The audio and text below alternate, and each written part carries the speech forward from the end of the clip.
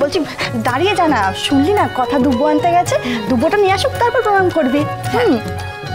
সত্যি বলি না, মেয়েটা একেবারে পরিবারটাকে ধরে রেখেছে। হ্যাঁ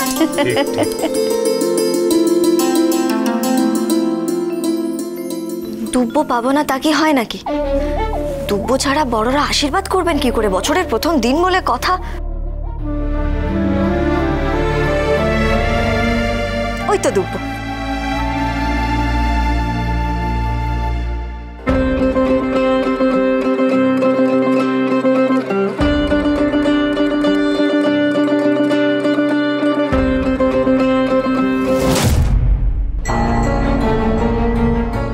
এটা ঠাকুর ঘরের জানলাটা না?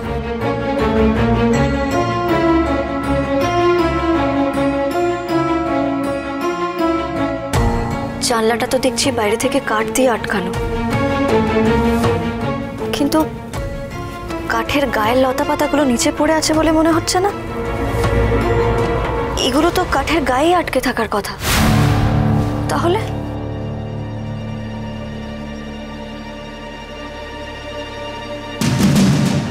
কেউ কি তাহলে জানলাটা বাইরের দিক থেকে খুলেছিল নাকি?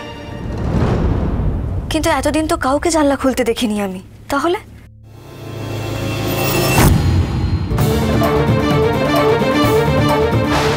তাহলে কি সেদিন রাত্রে মায়ের কিরিট চুরিয়ে জানলা দিয়ে হয়েছিল?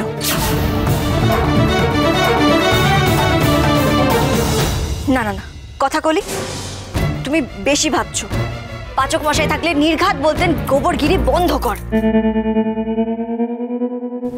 কিন্তু জিনিসটা ভালো করে দেখতে হচ্ছে তো। জানলাটা আমায় ভাবাচ্ছে।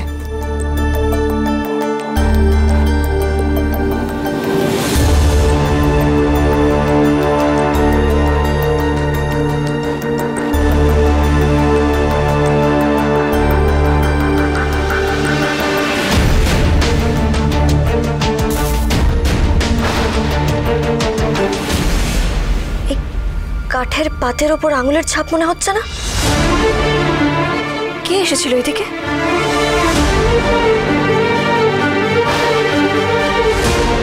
কার হাতের ছাপ?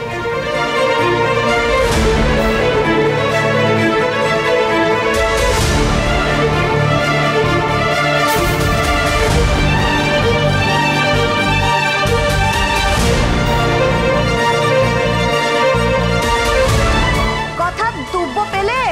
এই তো পিসিয়া, যাচ্ছি। আমাকে এখানে আবার ফিরে আসতে হবে, ভালো করে সবটা যাচাই করতে হবে, তারপরে আমি বাকিদের বলতে পারবো। তবে পাচক মশাইকে সবটা জানাতে হবে।